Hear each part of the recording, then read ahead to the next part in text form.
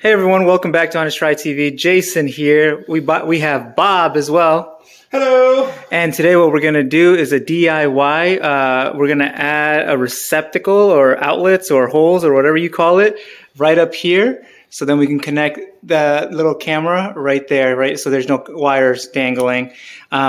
Bob will go over the play-by-play, exactly how to do it, and we'll show you how to do that. But if you are new to the channel, subscribe, like the video. It's greatly appreciated. All right, let's move forward. All right, so what we're going to be doing is yes, we have a light switch here. However, this is what they call what we call a three-way switch. So it's one of the switches that you can operate at multiple locations. Now, this particular light switch just happens to operate some of his lights in the ceiling in this particular hallway. However, there is power here. It does just not happen to be constant power here, unfortunately. So what we're going to have to do is we're going to have to swing inside of this bedroom right here in order to make this magically happen. So what we're going to do is we have on the previous video where we showed you on how to change the light switch, what we're going to do this time, we have actually already turned off the power, so nothing gets excitable. So, once again, flip your light switches. If there's no lights that magically come on, then you are good. If there's lights that come on, guess what? You didn't get the right breaker. And after we get done with this, what we're going to do is we're going to go down into Jason's garage, and then we're going to show you also how to properly properly reset a breaker.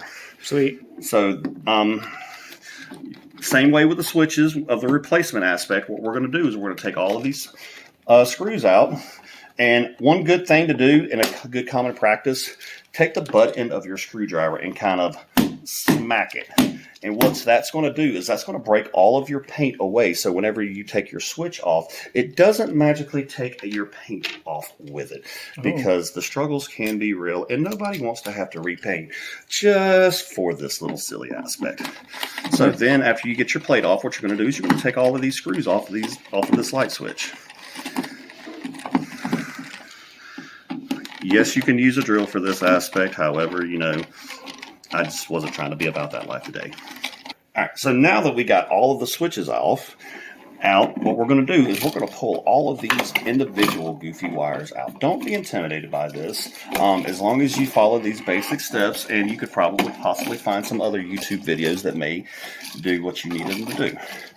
All right, so we got all of the wires off. Now, being that we have two pigtails that are coming off of this particular wire, that lets us know that, hey, this is the power. All right, and then we have two individual wires. We have a red one that's going to go, it should go to your fan, to the light on your fan, and the black one should operate your fan. However, it can be reversed depending on the electrician, and blah, blah, blah, blah, blah, blah, blah, blah, blah, blah. There's always multiple different ways to do it. All right, so now what you're going to do is you're going to want to look inside of this box.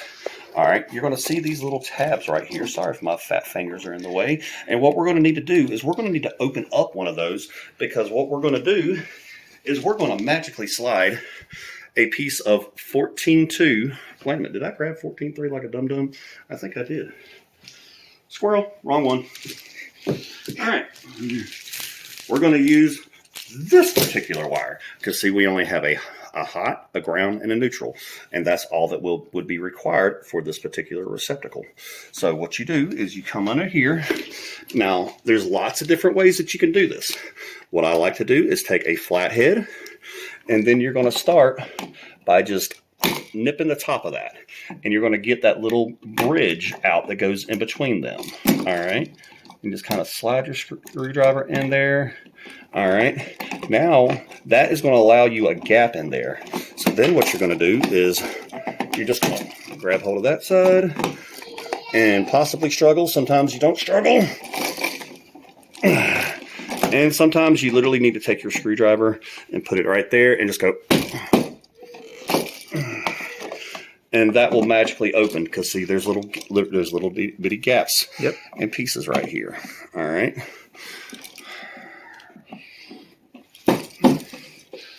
And if you twist your screwdriver, sometimes that will allow it to magically open. All right. Then what we need to determine is what side of the stud is this on.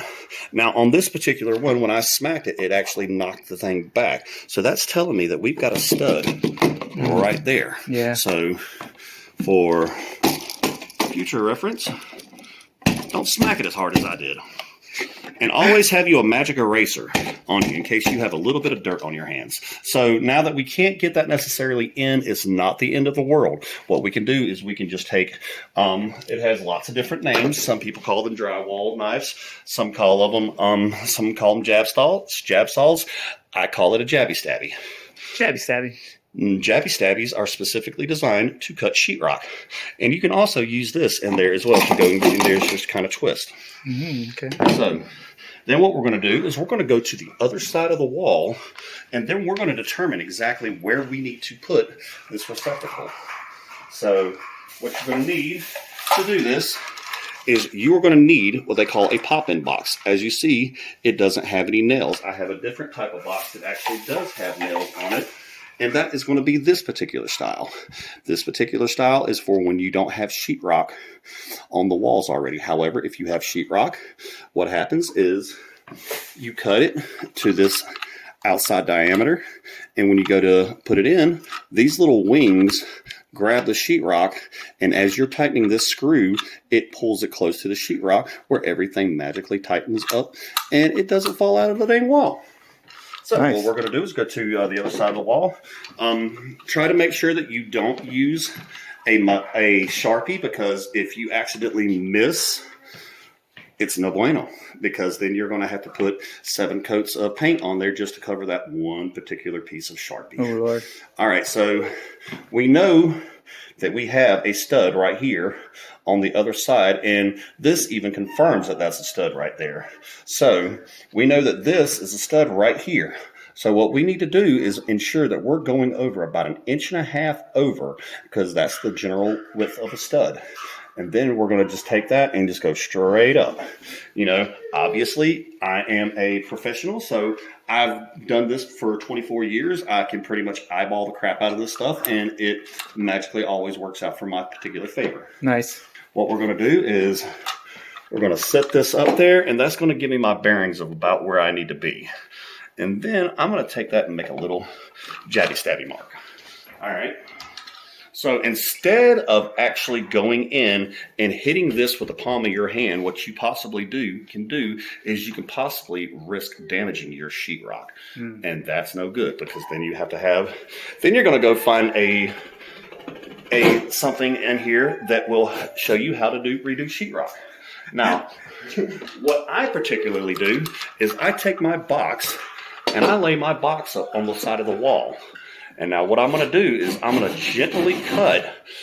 And, you know, once you get it in there, then back your blade off, because we know that there's wires somewhere in that wall. And what we're trying to do is trying to find the edge of the stud.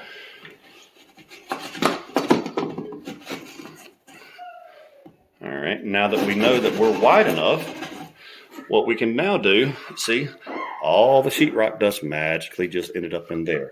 Some of it ended up in the floor. Be careful. Some people don't like it when that happens. So what we're going to do is we're going to just go and put that up there. And then we're going to make sure it's level. And then we're going to swirl and figure out exactly what we did with a mechanical pencil Jason just happened to give me. Do as I'm asking, not as I'm doing, because I know exactly where all of this stuff is, so there is no screwery involved. And I am going to use a Sharpie. You know, try to make sure, you know, if you have a little small, short torpedo level, you can make sure that this is level. However, you know... Do you want a leveler? No. Level is for wussies. I'm just kidding you two people. Do whatever makes you feel more comfortable. All right.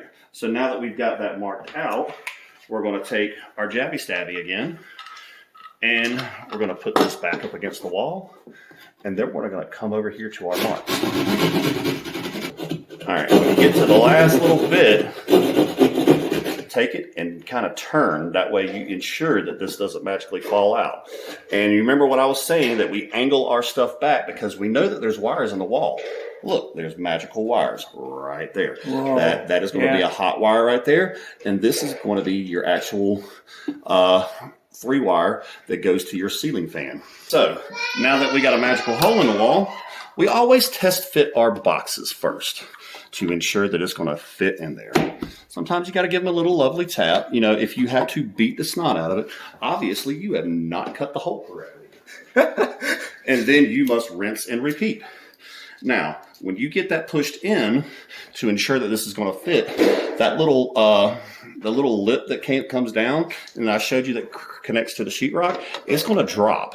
So what you do is you just take your screwdriver and you give it a quarter turn counterclockwise, and that will release it. See? All right. Then what you're going to magically do is you're going to come back over to the other side of the wall where you had your wire, where you poked your hole in through your box. Now, some electricians, they're not equally as skilled, and what they will do is magically screw a hole into the box. That is a no-no. That literally takes what we call a UL listings, which is Underwriter's Laboratory, and that box is no longer rated for that. Oh. And if your insurance company magically finds that, guess what? They're not going to take care of your claim. Oh, wow. That's good to know. Sometimes what you got to do is put a little curl in the wire so it's not perfectly straight. All right, and then you're going to put that inside of that little mamma jamma right there, and then you're just going to magically slide this up the wall. Now, sometimes you have what they call blocking in the wall. However, this house does not have blocking in the wall. If you have blocking in the wall, then we would have to take different steps, because then it would require what we call a diverser bit. And that diverser bit, what it does is just a really, really long, extremely flexible drill bit. So now we're going to go back up to the other side of the wall, and hopefully we did everything right, and we did. So we're able to just take this wire and just pull it out. Don't ever presume that it's going to work like that, because 90% of the time you're reaching your hand in there, depending on the size of your hand, it may or may not fit. So then what we're going to do is we don't need all of this extra 2 feet of wire. So what we're going to do is we're going to gently pull it back down until we have, about a good, 8 to 10 inches hanging out the box. All right. Then what we're going to do is we're going to grab our box. There's multiple different ways that you can do to get this tab right here open. I always recommend, if you have wires, go on the other side of where the wires are. Now, you can use your finger in this. I would not recommend it. It's a good way to break a nail.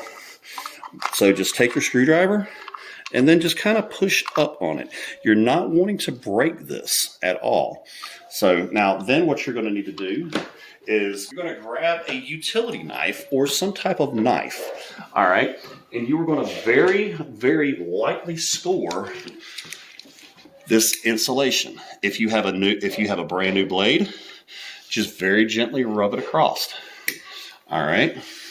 What I like to do is take and put a little slit right down there. Go for the middle. The reason we're going for the middle is because your ground is located directly in the middle, not your hot wire, not your neutral, because we know that this is on an arc fault circuit. And if we have an arc fault circuit, anytime the ground touches the neutral or the hot or anything is touching something that is not supposed to touch, it is going to create an arc. All right. And if you do that, then you're going to be really, really mad, because then you've got to rinse and repeat the steps of getting the wire back inside of the wall. All right. So you're going to take this box and you're going to have a little bit of sheetrock dust in it. I've got a little bag on the other side. I'll be right back, and I'm going to dump this. Now that we have the sheetrock dust magically out of it, you're going to take this wire and you're going to put it inside of the one that you popped open. All right. Now, what I do is when I get a 1/2 inch in, I curl the wire. That way it magically curls with it. Now, it does not matter what state you currently live in inside the United States. It is required by code that we have a minimum of a 1/2 inch of this insulation inside the box. That way we don't have bare wires in that. All right. Then we're going to repeat the processes that we did for the switch. The only difference is we're going to strip these. You use strippers. Don't do as I do.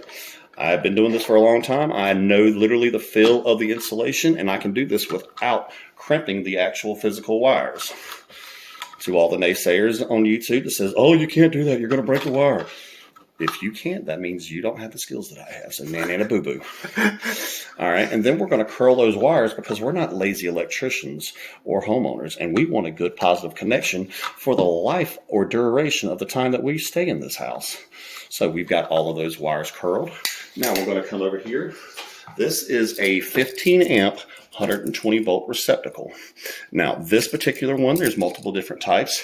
This is an older receptacle that Jason got from some God blessed where I don't know. The garage. Well, it came from the garage. However, this one is an older one because the ones that you would typically buy from your home improvement supply store is going to be what they call a tamper resistant. And the tamper resistant one means that there is shields over here so your child doesn't magically go and then goes bleh. Tighten all of these magical screws on this particular side. All right, one thing I did forget to mention. All right, so on this receptacle, there is a green one that is going to be for your ground, always. All right, you're going to tighten that up. Your white wire is going to go on the silver screws. All right, now if you flip the receptacle over, you notice that we have brass screws on this side. So brass is always going to be your hot side of this. So you're going to take that. I'm going to put that in there. And if you made your little tabs long enough like I did, see how it kicks over there? What you're going to do is just push it in there, and then you're just going to push it up. Now that's going to lock that bad boy in. You know, and then you're just going to tighten that magical screw like that. Ta-da. And then you're going to fold your wires in there. Now, one thing that you want to ensure, like I was telling you about with the arc fault receptacle, we don't want this ground wire touching any of this right here or any of this right here. So how you go about doing that, that's completely up to you. But what I do is I fold mine straight up, and then I take my finger and I kind of guide the ground wire to the back side of that so that we know that that is not going to be touching or interfering in anything else that we are currently doing. All right, now you're going to just take your screwdriver. Unfortunately, this is not like the ones we had in his bathroom where we could just go pop, pop, pop, pop, and it magically goes in. This one has to be manually cranked down or use a screwdriver. All right, now when you're doing these devices, should I put the box in first? Some people would say yes. Experienced electrician would say, no, you're not supposed to do that. That's silliness. That's just an extra step. That means you have to do it like that, and you got a good hold of the box. And once you install these little screws, you'll understand the meaning of having something to press up against, because you don't want to press against this very hard in the sheetrock, because the only thing holding this thing back is these little tabs at the top. And it literally takes absolutely next to nothing to accidentally push that through your sheetrock, and then you're going to be all angrily. All right. So now that we have our receptacle secured in the box, all we're going to do is, what I like to do before I install these is I like to screw these in, because there's a little bit of resistance, and sometimes that resistance will make that fold over. All right, through the magic of editing, hey, look here, I've got a screwdriver magically in my hand. And then you're going to screw that back out. So you screw forward, then screw back, and you're going to want to do the same thing for the bottom screw. If you hold the bottom of that tab, it will magically go. Ta-da. Then you're just going to back that back out. Then you're going to take this lovely little box. You're going to pop it in there like so. Oh, you're fine. And then you're just going to take this. Now, if you're using a drill for this, drills have a multi-speed selection. The more you pull that, the faster it goes. Just because you have a drill that'll do full tilt boogie doesn't necessarily mean you need to do full tilt boogie. Because if you're not doing full tilt boogie, you can actually hear the drill change tones. Now, drills have what they call a clutch on them. So if you take this back to 1 and then you try to screw it, it makes a funky noise. That lets you know, hey, you either need more power or the darn thing is tight. One of the two. All right, so now that we've got that done, the only thing left in this particular part is to take the plate and put it on. on this particular one, that just let me know that, hey, I just put this in crooked. So now you have notches on these receptacles just like you do on the switch. So I know just by visually looking at it that this needs to go this way just a little bit. So what you can do is just take your screwdriver instead of unscrewing it and just lightly tap it. Oh, yeah. And look at there, yeah. It magically moves. That was good. Wow. All right, now you just literally take this and you just make sure that screw is tight. And be the professional. Make sure that it's up and down. It's the little things like this that make other people look, not go completely crazy with OCD. All right, now we're going to go back to the other side of the wall, and then we're actually going to hook up the electrical part of this. So now, since all we're doing is just adding power, get you a decent little bit of length out there. Use your utility knife like I showed you earlier. I'm not going to use that because, well, I don't feel like walking over there and grabbing the utility knife. I have the necessary skills where I can just peel this off with my linemen's. This comes with experience. You have a outer sheathing. If this is wet, take that dang wire back where you got it, because that means this Romex has been left outside. And if I did not mention this before, this is 14.2 Romex. This is designed for a 15 amp circuit. So you're going to find 15 amp circuits throughout your home. The only places you will not find them is inside of your bathroom. Those are all going to be 20 amp circuits, along with your dining room as well, and your kitchen. Those will all be 20 amp circuits, providing the electrician did their job correctly. If it was not, if you don't, and you can physically tell the difference between a 12 and a 14 gauge wire. So I know 14 sounds like it's more than 12. However, in our particular world that we do, this is the neutral. I'm sorry, I'm completely swirling and going all over the place. So we're going to strip this wire out, and then we're going to do what they call a mechanical joint. And that's basically just twisting the wire onto this so it looks like the rest of them. Sometimes you magically get it where you don't have to cut anything off. I very rarely do that. However, it just magically happened that I particularly did it this time. So ta-da for me. All right. So generally I always start with the ground. However, I don't know why I'm doing this. I guess I'm a little nervous because I'm on camera. Well, not necessarily on camera, but dictating. So now, what you can do this multiple ways. A lot of times what you have is you have a crimp sleeve right here that is tying all of these grounds together. Don't try to take that crimp sleeve off. I promise you, you will say nasty little 4-letter words that will not make you happy. So what we're going to do is we're going to grab the ground wire that's closest, with the switch that's closest to this side. Shenanigans. I just realized that this has been reversed, and these actually need to be over here because this is the red wire for his ceiling fan. All right, so we're going to take this wire, and we're just going to cut this ground like so. All right. Now, see how all this is nicely twisted together? All right, what we're going to do is we're going to take this and go like, meh. Just get 1 or 2 turns on it, just so it'll kind of hold itself together. All right. All right, and then you're going to take your lineman pliers, not your fingers, because y'all probably don't have as many calluses on y'all's as I do. The struggles of having to work for a living. And then you're going to just cut that little tail off of that piece, and then you're going to take another wire nut, and then you're just going to spin this on there like so. So this has made sure that we have a good ground connection. It does not matter what you do, as long as this wire is properly grounded, anything that you may accidentally do will be protected by that ground. Without the ground, you have no protection. That is literally the most important wire of your whole entire electrical system. All right, you're just going to take this hot wire right here, the black wire, and then you're going to put it onto your other hot wires. So, and always try to remember, leave a good 4 to 5, 6 inches. The more wire you can have, the better off you are. They actually do make strippers that are designed to strip this wire. It doesn't really matter where you get your strippers from. You can get them from Harbor Freight. You can get them from Lowe's, Home Depot. These alignments just happen to be a pair of Craftsman's. These are the ones that I usually bring in when I think I may potentially be working on hot wires. That way, these are only, like 14, 15 bucks.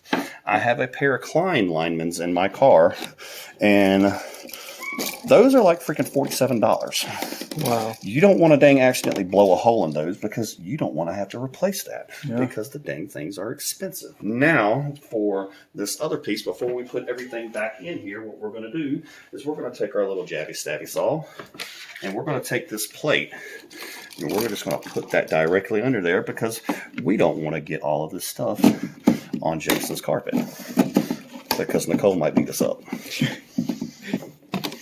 Alrighty, we're going to take all of this and we're just going to put this in this little plastic bag we have over here. Alright.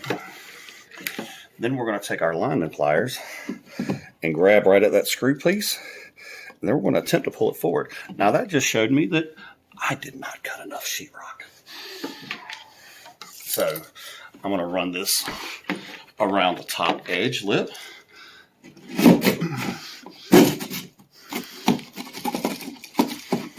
And see, now that box magically pulls free. And now that we've done it and got that free, we don't have to worry about, any other little goofy things. All right. So now every electrician that I know will do this a certain different way.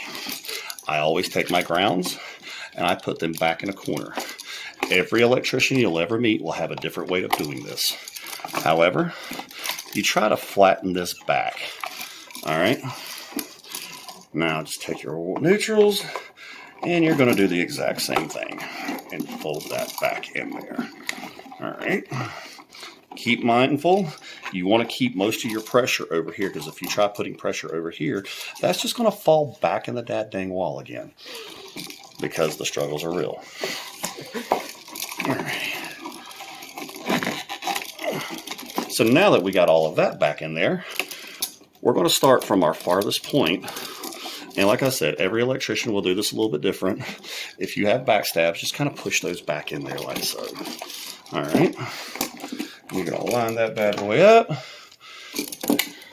I don't dang screw these all the way in until I have both screws pretty much all the way in. And what this is going to do is going to allow you to tell and figure out exactly what your depth is going to be. And it's going to slowly but surely bring this back forward. Because as you see, the more I go through this, the more it wants to come back. If you want to take this a step further and you're conscious if this is an exterior wall, I would highly recommend you taking a little bit of silicone or caulking and putting down there. That would seal off anything coming from the exterior of your home if it's not sealed up very tight. Now, that being said, this job is very easy because there was no insulation in the wall. If there's insulation in the wall, you're going to fight it the whole entire way of getting the wires in. Well, getting the new wires in. All right. Check your connections as you're putting it in. Because I just found that the electrician who originally did this, they did not tighten the ground. Be diligent. Don't assume that the previous electrician that came before you did his job correctly. I'm not saying anything bad, but once again, grounding is the most important wire in your whole entire electrical system. Grounding is what stops you from dying. Unnecessarily dying, it's not a good thing. So, and we can't use the wiggle technique on that because this is being a booger face.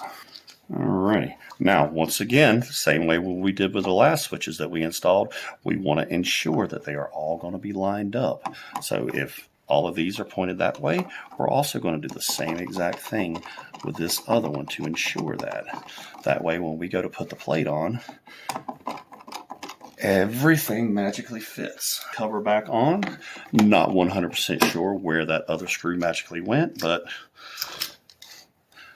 through the power of magic, by the time I leave, all of these screws will magically be in place. And all the screws are in place. So now what we're going to do is we are going to go downstairs to his garage and we're going to show you his breaker panel box because, you know, like I told y'all earlier in the previous video, you know, have your partner or somebody at your house that can help you isolate these circuits to find out when that light magically turns off, and that will let us know when the circuit is off. I may or may not have took the ground wire and tripped this one. So now what we're going to do is we're going to go downstairs to the garage. So now we're back at the electrical panel. Most of the time they're going to be located in your garage or you're going to find them in your laundry room. All right. I'm not sure. Jason, can you zoom up on this little thing right here? This is a square D. I'm sorry, not a square D. This is a Eaton Cutler hammer. He actually has literally the Maserati of panels. If you have a brown tab on your breaker, that means you literally have a lifetime warranty on your breaker. All right. So now that we see that this is off and it has a trip indicator, sometimes you're not going to be able to see this. Sometimes that breaker is going to be kind of like in the middle. If yours is the style that trips to the middle, what you're going to need to do is you're going to need to push it all the way to the left and then come all the way back to the right. Now, I was telling you about an arc fault breaker. These are all arc fault breakers in here. These are your regular standard everyday breakers. However, if you push this little button, it magically automatically trips itself to ensure that it is working properly. So now, if we reset that, now we can go back upstairs and then we can show you that the wire is working and the camera is going to be currently on. All right, so now Jason's particular cameras are 5 volts. It has your standard, like, you know, your cell phone charger. So all we're going to do is we're going to plug that into there. And then Jason's going to show me exactly where the heck this thing goes. All right, we're back again. All right, so right here is his hookup for this particular one. And we're just going to plug that in. And we should have a magical light telling us, hey, I did my job right. There's power. There is power. So now you just take your cord and then you can just curl it up. And then we're going to let Jason magically put a dang white zip tie on this later on. And then it's going to be like, ta-da. Because that's not going to stay there. Yeah, so that looks like Fido's butthole. We don't want Fido's butthole with diarrhea running out of it. We want a nice clean install. And ooh, look at there. We got motion in the ocean. Ta-da! And that is how you install a 120 volt receptacle that you did not have previously. Thank you. If you like this content, please like and subscribe. Thanks, Bob. See ya.